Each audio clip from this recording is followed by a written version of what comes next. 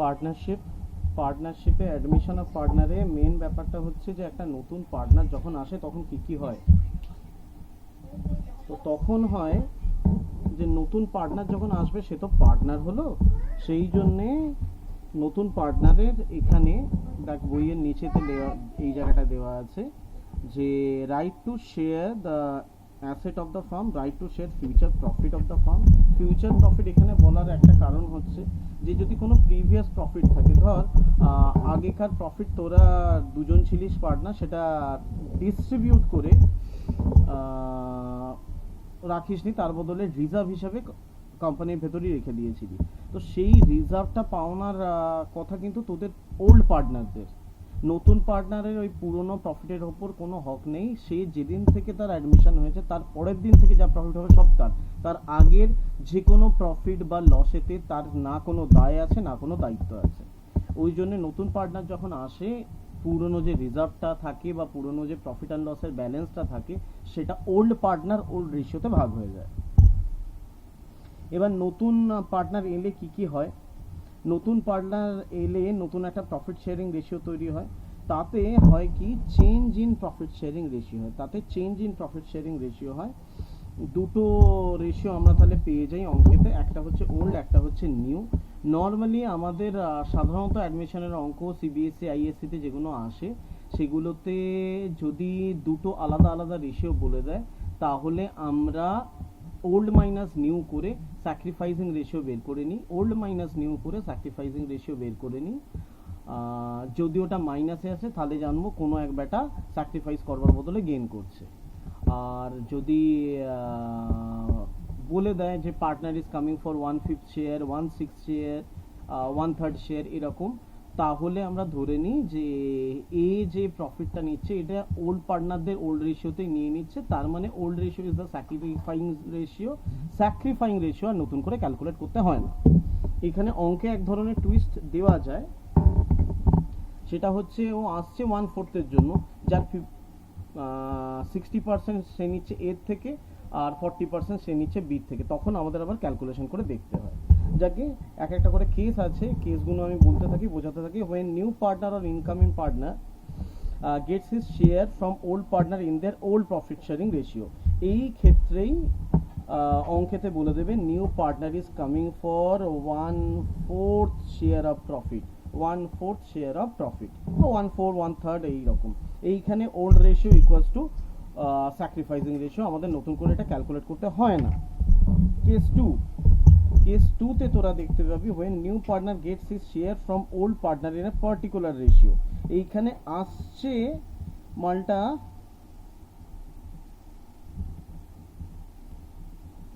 2/5 এর জন্য, যার মধ্যে 4/5 শেয়ার অজয়ের থেকে নিচ্ছে আর বাকি যে আছে তার থেকে।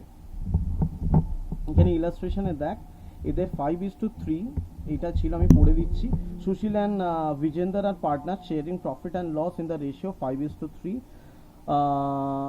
চন্দা is the admitted as a partner, 1/5 share, নতুন পার্টনার 1/5 শেয়ার নিচ্ছে, which she get 1/10 from Sushil and 1/10 from Bijender. 1/10 1/5 এর হাফ করলে 1/5 ইন্টু 1/2 করলে 1/10 হয়, মানে হাফ এর থেকে নিচ্ছে হাফ ওর থেকে, তার মানে কিন্তু এটা 5:3 তে 1/5টা নেয়নি, নিচ্ছে 1/10 1/10। এটার ক্যালকুলেশনটা কি করে হবে একটু দেখে নে।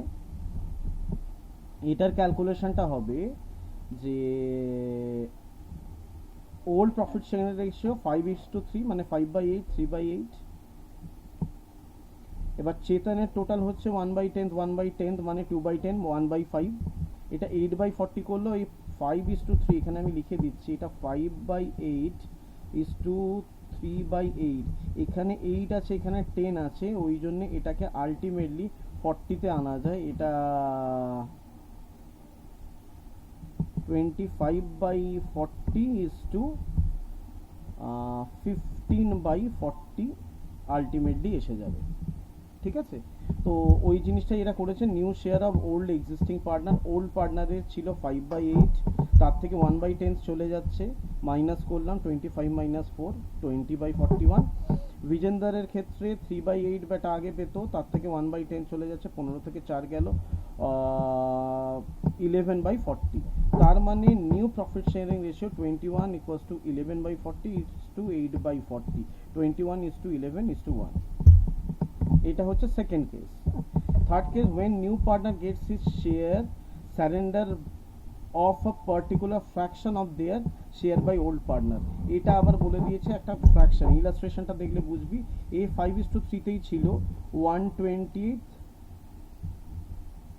হোমি সারেন্ডার 1/20 অফ হিজ শেয়ার, মানে এ নিজের শেয়ারের 1/20, এই নতুন ব্যাটা যে পাচ্ছে তার নয়, নিজের শেয়ার, মানে 5/8 এর 1/20 বের করতে হবে, সেরকম বিক্রম 1/24 মানে 3/8 এর 1/24 বের করতে হবে।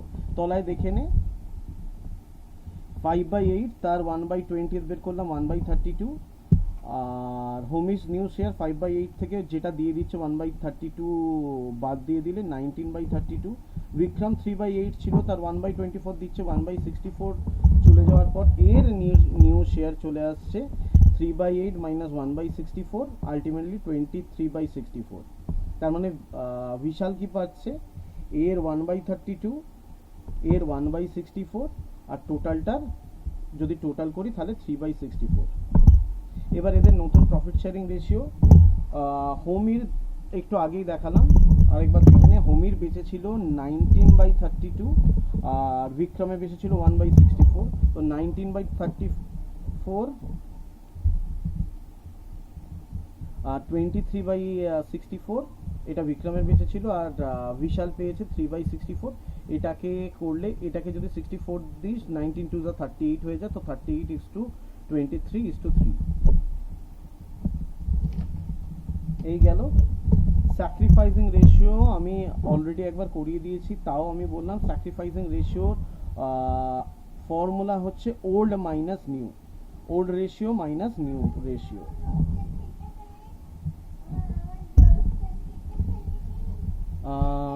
Situation 1, when share of new or incoming partner is given without giving detail of the sacrifice made by existing, that is old partner। এই সিচুয়েশনে একটা ইলাস্ট্রেশন আছে, Ratan and Mukesh partner sharing profit 3:1, Anil admitted as 1/8।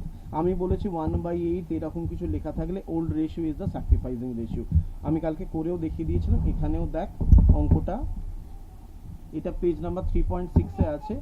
3:1, ultimately এই দুজনের থেকে 1/8 minus করলে 3:1ই থেকে যায়। The ratio between Ratan and Mukesh before and after admission of Anil is same, therefore the sacrificing ratio will be same as old profit sharing ratio। যদি এরকম 1/8, 1/7, 1/3 এসব বলে দেয়, তাহলে old ratio is the sacrificing ratio। এরপরে when old ratio of existing old partner and new ratio all the partner are given, এইখানেই আমাদের calculate করতে হয়। এই জায়গাটা ভালো করে দেখ, sacrificing ratio old minus new. এই অঙ্কটা ওল্ড বলে দিয়েছিল 3:2, নিউ বলে দিয়েছে 5:3:2। তার মানে পুরনোরা পাচ্ছে 5 + 3 + 2, 5/10, 3/10 আর 2/10। আগে পেতো 3/5, 2/5। তো ফার্স্ট জোনে 3/5 মাইনাস 5/10, সেকেন্ড জোনে 2/5 মাইনাস 3/10, যেটা এলো এটা 1/10 আর 1/10 এলো, এটা 1:1। এদের ওল্ড রেশিও ছিল 3:2, কিন্তু স্যাক্রিফাইসিং রেশিও এলো 1:1।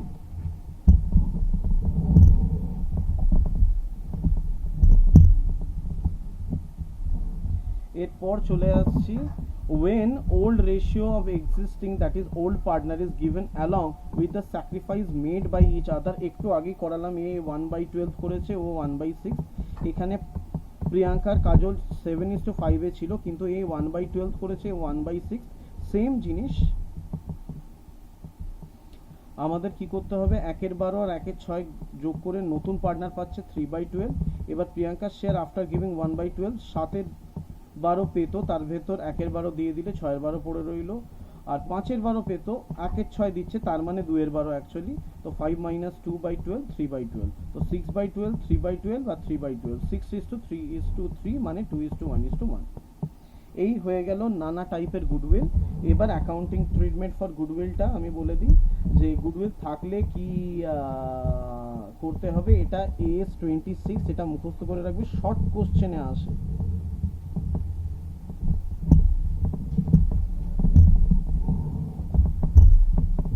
এখানে অনেকগুলো কেস আছে, অ্যাকাউন্টিং এন্ট্রিজ গুডউইল আর প্রিমিয়াম ফর গুডউইল, কালকে আমি বুঝিয়েছি, আবার বলে দিচ্ছি। For premium for goodwill brought in cash, cash এলো, ক্যাশ কি জন্য আছে, premium for goodwill, cash account debit to premium for goodwill. এবার premium for goodwill share by existing partner, premium for goodwill আমি বললাম সুটকেসে করে টাকাটা আনলো, তাহলে ক্যাশ অ্যাকাউন্ট ডেবিট কিসে এসছে, ক্যাশে এসছে, সুটকেসে করে যেটা এসছে প্রিমিয়াম ফর গুডউইল। এবার ওল্ড পার্টনাররা সুটকেসে নিজেদের স্যাক্রিফাইজিং রেশিওতে এটা নিয়ে চলে গেল, তো সুটকেসটা খুললো, A30 O20 এরকম করে নিয়ে চলে গেল, premium for goodwill to sacrificing partner. এরপরে অল্টারনেটিভ যেটা দেওয়া আছে এটা করতে হবে না, কারণ এতে মার্কস পাওয়া যায় না। এখানে এক্সাম্পল আছে, আমি কালকে অলরেডি বলে দিয়েছি, এক্সাম্পলে যাচ্ছি না। সেকেন্ড কেস,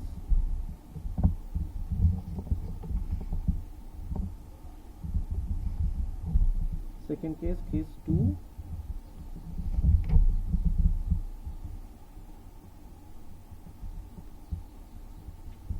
কেস 1টা আমি বলতে ভুলে গেছি। Case 1 premium for goodwill paid privately, এটা নো এন্ট্রি, এটাও শর্ট কোশ্চেনে প্রচন্ড পরিমাণে আসে। প্রাইভেটলি দিলে বুকস অফ অ্যাকাউন্টসে তো দেখানো হয় না, তাই জন্যে এটা কোনো এন্ট্রিও দিতে লাগে না। ফর বুকস অফ অ্যাকাউন্টস তুই নিজের প্রাইভেট অ্যাকাউন্টে দেখালি কি দেখালি না সেটা আলাদা ব্যাপার, কিন্তু বিজনেসে যেহেতু দেওয়া হয়নি, বিজনেসে এটা দেখানো হবে না। 2 নম্বরটা দেখিয়ে দিয়েছি অলরেডি। এবার আসছি number 3, premium for goodwill bought in kind. Kind মানে কোনো না কোনো অ্যাসেট এনেছে, সেম জিনিস, asset account debit to premium for goodwill, premium for goodwill to sacrificing partner. Cash থাকলে cash to premium for goodwill হতো, এখানে asset to premium for goodwill, কোনো পার্থক্য নেই। 4 নম্বরে বলছে premium for goodwill is bought by new partner or incoming partner as is within by the sacrificing partner either fully or partly. Cash and bank account debit to premium for goodwill, premium for goodwill to sacrificing partner. এবার যদি টাকাটা তুলে নেয়, পার্টনারদের ক্যাপিটালটাকে debit করবো, কারণ তাদের ক্যাপিটালটা কমে যাচ্ছে, তারা টাকাটা নিয়ে চলে যাচ্ছে, টাকা কমে যাচ্ছে বলে এটা জাস্ট এটা রিভার্স এন্ট্রি এখানে দিয়ে দিলাম। যত টাকা তুলবে, পুরো টাকাটা তুললে পুরো টাকা, যত টাকা তুলতো তত। এরপর চলে আসছি কেস 5-এ।